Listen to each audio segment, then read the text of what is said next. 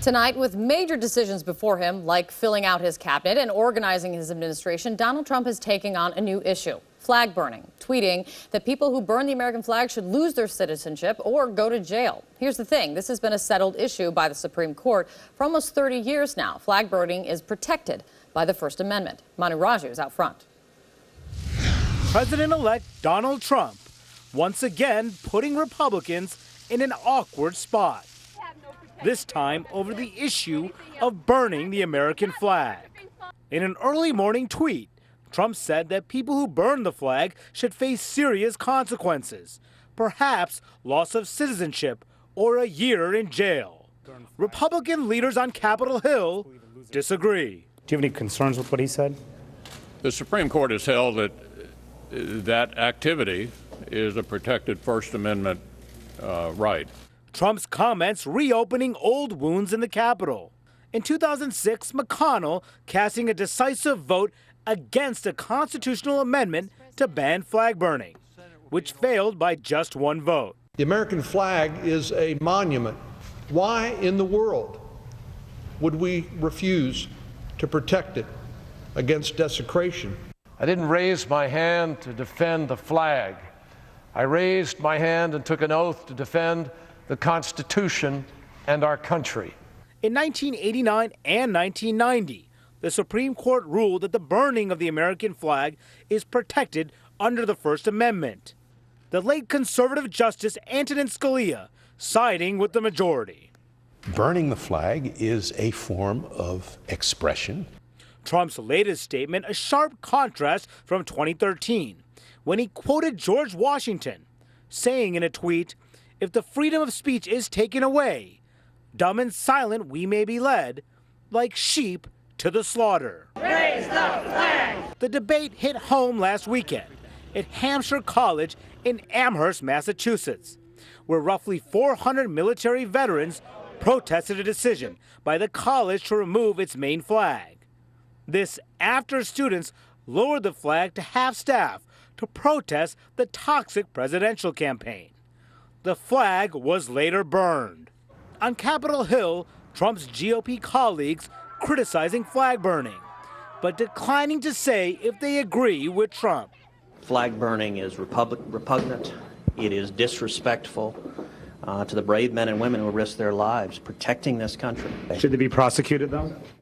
And Senator John McCain says there should be some punishment for people who burn the flag, but refusing to talk about the president-elect. People should lose citizenship. I cannot comment on Mr. Trump's comments. I have not and will not.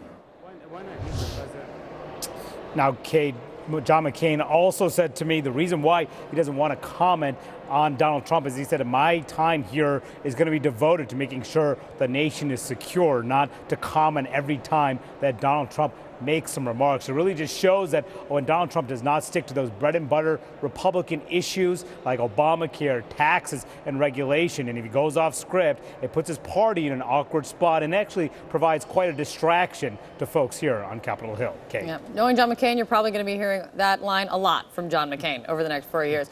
Great to see you. Thank you, Manu. Out front with me now, Republican Congressman Raul Labrador from Idaho. Congressman, it's always great to see you. Thank you for coming in. Great to be on the show, Kate. Thank you. The president-elect today, as Manu laid out, he said that people who burn the American flag, he tweeted it, said that they should have their citizenship revoked or face a year in jail. Do you agree with him? I do not. I disagree with him. I'm going to agree with him on some things. I'm going to disagree with him on some things. I do find it a little bit funny that you guys are spending all day talking about this when you seem to find the First Amendment so sacrosanct, but you don't seem to find the Second Amendment as equally sacrosanct. Whenever a Democrat I'm sorry, Congressman, where do I not find the Second Amendment sacrosanct?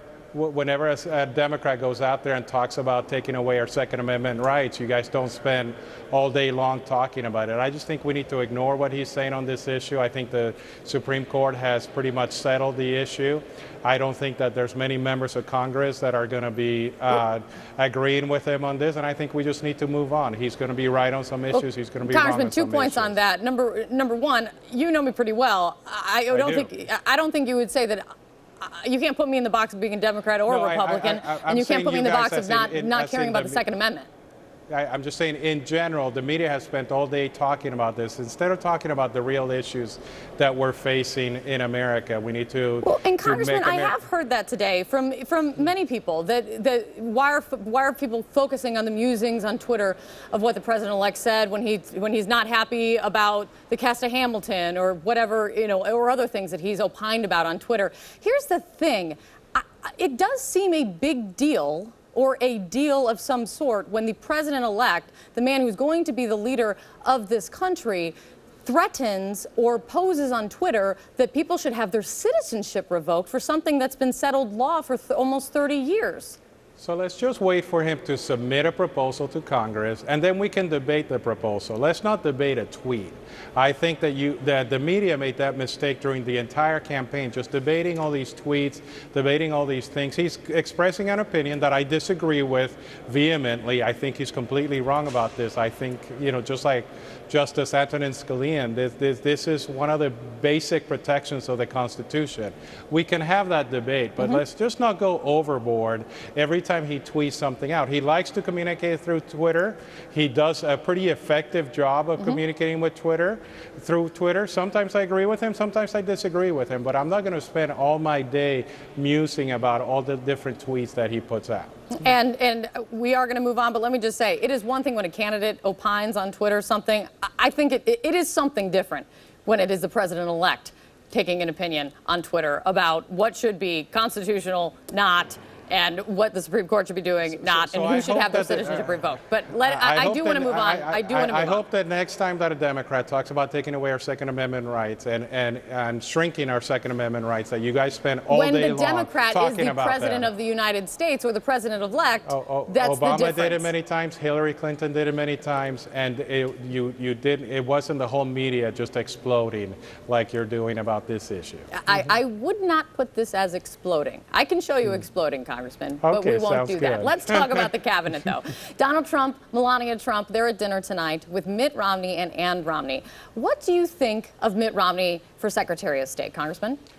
I think Mitt Romney would be a great choice. The question that President-elect Trump has to answer, and I don't know that I have the answer to it because I don't have the relationship, is whether he can trust Mitt Romney right now. Mitt Romney says some pretty negative things about the candidate. He worked very hard to make sure that President-elect Trump did not become the president of the United States. And the question is, I'm all for a team of rivals. I actually think that shows a lot of growth and a lot of great things about Donald Trump. And it also shows a lot of great things about Mitt Romney, that he's meeting with him about this job. But for such an important job as the Secretary of State, can they trust each other? And I haven't seen anything that tells me that they can, and I think we need that relationship to be a pretty solid relationship. Congressman, there have been some folks who've said that Mitt Romney, in order to show that trust, that he needs to offer some sort of public apology to Trump before taking that post. What do you think of that? I disagree with that. That's actually the ugly part of politics. I don't think it should be about diminishing or demeaning one person or making one person feel less than the other. I just think that in their conversations, obviously they had conversations last week and they're having conversations this week.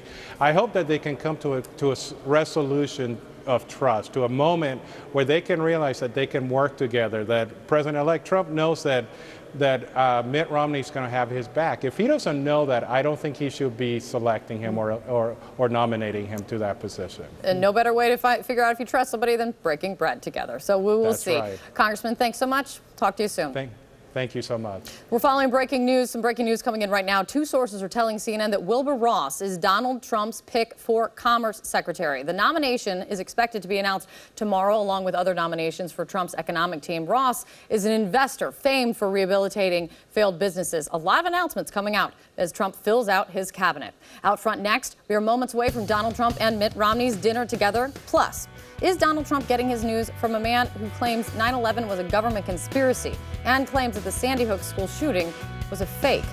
This is also ahead. ISIS claiming the Ohio State attacker is a soldier of the Islamic State. What are investigators learning from his laptop and cell phone tonight?